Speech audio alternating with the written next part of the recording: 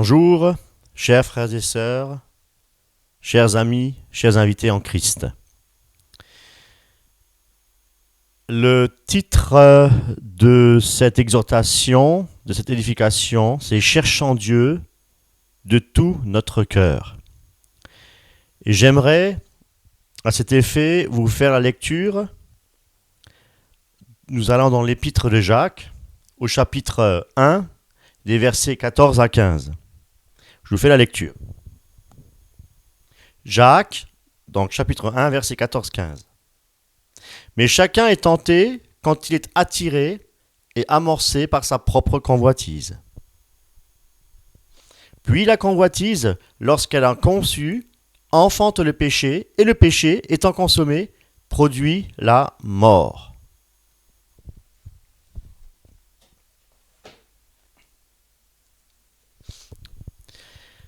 Eh bien, Dieu ne tente pas. Dieu n'induit pas l'homme, ou ne pousse pas l'homme à pécher parce qu'il est Dieu. Parce que Dieu est saint, parce que Dieu hait le péché, et c'est pourquoi jamais il ne poussera un homme à pécher ou à s'adonner au péché. Certes, nous devons tous passer par des épreuves et aussi nous sommes exposés à toute forme de tentation. Dieu, à travers les épreuves, veut nous éprouver, veut éprouver notre foi, notre attachement à Dieu, notre consécration. Et son objectif, c'est de nous modeler, c'est de nous façonner, comme le potier, le vase, nous modeler, nous donner une forme, nous faire d'un vase vil un vase d'honneur. Il veut nous voir et nous faire grandir, et il veut que nous ayons une maturité spirituelle. Il permet des fois dans notre vie, effectivement, des situations très douloureuses. Et pour nommer la maladie, la perte d'un être cher, exposé donc effectivement à toute forme aussi dans la vie sociale, hein, le chômage, sous forme d'injustice aussi, vivre de l'injustice. Mais ce n'est pas une action pour nous punir ou bien pour nous faire souffrir. Ce n'est pas le but de Dieu. Dieu est un Dieu d'amour. Et ce sont les attributs de Dieu, sa nature, c'est Dieu est amour. Et Job a souffert plus que n'importe qui sur cette terre. Et pour autant, est-ce que Dieu est un tyran? Pour autant, Dieu est-il méchant et qui aime voir ses enfants souffrir? Et même pour entendre la femme de Job de dire « Maudit Dieu et meurt ». Dieu est-il si cruel? De plus, Dieu dit à Job qu'il n'y a personne comme lui sur terre, que c'est un homme intègre, droit, qui craint Dieu et qui se détourne du mal et qui demeure ferme dans son intégrité. Alors là, on peut dire c'est le comble parce que un homme intègre qui craint Dieu, de plus, il n'y a personne comme lui sur la terre, il a dû subir l'injustice, il a dû subir la maladie, le rejet, la souffrance au plus haut point. Si quelqu'un, après avoir peut-être commis des infractions ou des actes illicites, voire frauduleux, ou souffre, soit dans sa conscience ou moralement, voire même physiquement, c'est tout à fait compréhensible et inexcusable devant Dieu. Mais Job Job, il a souffert alors qu'il était un homme intègre. Si nous lisons et méditons le livre de Job de plus près, on s'aperçoit qu'il y a une personne intermédiaire. Et c'est cette personne intermédiaire, en fait, qui est la cause de tous ces maux. Et cette personne, c'est Satan. Remarquez que c'est Satan qui était venu se présenter devant Dieu. Il est l'accusateur de nos âmes. Il hait les enfants de Dieu, surtout ceux qui craignent Dieu. Et les autres, ceux qui ne craignent pas Dieu, il les a déjà anesthésiés, ils sont endormis. Et là, je parle en fait de tous ceux qui se disent chrétiens et qui vivent comme les païens, comme ceux du monde. Un pied dans l'église, un pied dans le monde. Eh bien, les chrétiens charnels, ce sont des chrétiens du dimanche ou encore appelés les chrétiens tièdes, qui n'ont pas une communion intense, une communion intime, personnelle et authentique avec notre Dieu,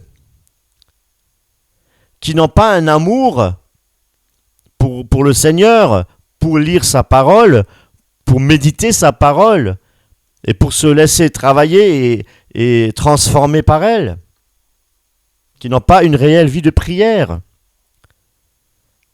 Satan utilise tous les stratagèmes, toutes ces méthodes pour détourner le chrétien à la lecture de la parole, à la prière.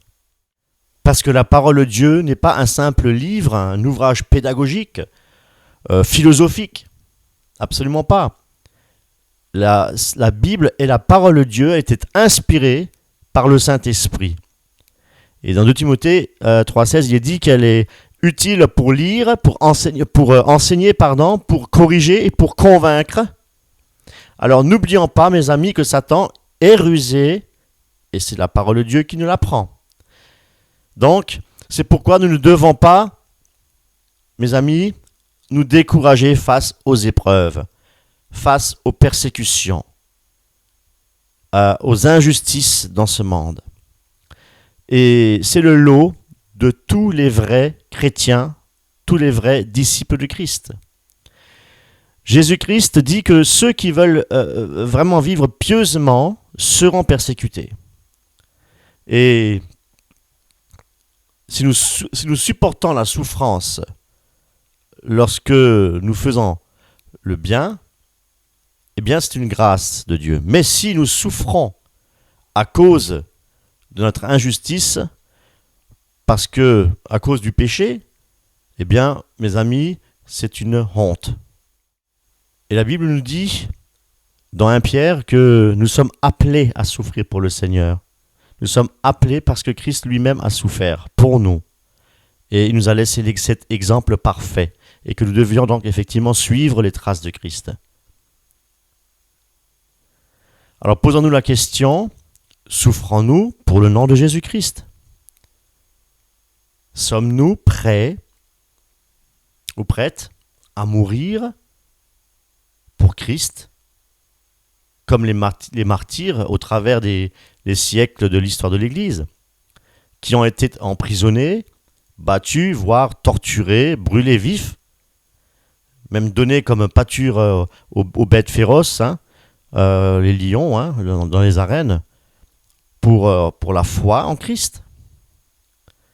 Ce n'est pas que nous devons subir toutes ces atrocités, ou vouloir même les rechercher, un peu comme les moines, par des pratiques ascétiques, comme par exemple la mortification du corps, se flageller, faire pénitence, tout le temps, faire pénitence. Non, nous ne sommes plus sous la loi, mais nous devons, dans la simplicité, dans la vie de tous les jours, refléter Jésus-Christ. Nous sommes la lumière du monde et nous devons le faire dans notre entourage, là où le Seigneur nous place. Alors, osons-nous nous positionner en tant que disciples de Christ. Ou éprouvons-nous de la honte, ou plutôt une certaine gêne, je vais dire, pour ne pas causer de troubles, parce qu'on a peut-être peur de la réaction de la personne, pour ne pas subir la moquerie et l'humiliation. Est-ce notre cas? Avons-nous peur de parler de Jésus-Christ autour de nous, d'évangéliser? Eh bien, mes amis, si nous avons peur, nous ne sommes pas chrétiens. Nous ne sommes pas des chrétiens. Un chrétien, un disciple de Christ, parle de Jésus. Il se positionne. Il est chrétien. Donc, il parle de Christ. Mes amis, la Bible dit que si nous voulons encore plaire aux hommes, nous ne pouvons pas être serviteurs de Christ. Et si nous voulons être serviteurs de Christ, nous serons persécutés, nous dit la parole de Dieu. Si nous voulons vivre pieusement, donc être serviteurs de Jésus-Christ, nous serons persécutés. Eh bien, il y en a d'autres qui ont pris position face à leur foi, leur croyance en Jésus-Christ. Et c'est alors, effectivement, qu'ils ont été rejetés, en subissant, effectivement, toutes sortes d'outrages, d'injures, d'insultes, d'offenses, voire de persécutions, même physiques. Et cela, même au sein de leur propre famille. Pour ne citer les musulmans qui sont convertis à Jésus-Christ, ou encore les hindous également. Si nous n'avons pas l'amour de Christ, nous ne pouvons pas réellement le suivre, nous ne pouvons pas être de réels disciples. C'est pour cette raison que Paul, dans 1 Corinthiens, chapitre 14, il parle de la voie par excellence. C'est l'amour, non pas l'amour charnel, l'amour agapé. Nous devons avoir l'amour de Christ en nous pour le servir, pour le suivre. Parce que être au service de Christ, c'est être au service des autres, de nos contemporains et de nos frères et sœurs, mes amis. Dieu n'est pas enfermé dans une religion, Dieu n'est pas non plus limité. Nous ne devons pas limiter la puissance de Dieu et son autorité. Il nous a laissé sa parole. Sa parole est vivante, efficace, plus tranchante qu'une double épée à double tranchant. Mes amis, et Christ a dit qu'il ne nous laissera pas orphelins. Christ est avec nous, à nos côtés, et il est en nous par le Saint-Esprit.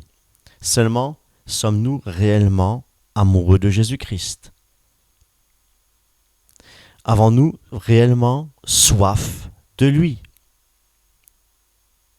Et voulons-nous véritablement le connaître?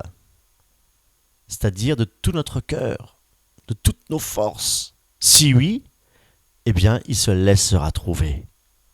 Mais ça coûte un prix. Ça coûte un prix. Il peut effectivement se manifester à nous puissamment. Mes amis, c'est mon désir. C'est vraiment mon désir. Et je prie vraiment que ce soit également votre désir. J'aimerais laisser de côté tout ce qui nous empêche à avoir une réelle communion avec lui. Les soucis de la vie, les divertissements, etc. Et plus me consacrer à sa parole, plus me consacrer à la lecture de la Bible, à la méditation de sa parole, à la prière. Et me consacrer corps, âme et esprit à l'obéissance aussi de sa parole. Parce qu'il ne suffit pas simplement de la lire. Là, cette parole qui est une nourriture vivante, qui est une nourriture spirituelle, nous transforme à l'image de Christ. Nous devons nous laisser transformer par la parole pour refléter, pour ressembler à Jésus-Christ dans tout notre être, corps, âme et esprit, mes amis, pour lui plaire en toutes choses, le chercher comme si l'on cherchait un trésor. Aimons-le de tout notre cœur, attachons-nous fermement à lui, mes amis, et méditons sa parole, et faisons de l'Éternel nos délices, comme nous dit la parole, parce qu'il est vivant, mes amis. Dieu est vivant. Il est la vie. Alléluia. Merci Seigneur. Nous sommes ses enfants. Nous sommes héritiers du royaume de Dieu. Qu'est-ce que nous avons encore à perdre sur cette terre? Combien de temps nous reste-t-il encore à vivre sur cette terre? Quelques décennies. Et puis même,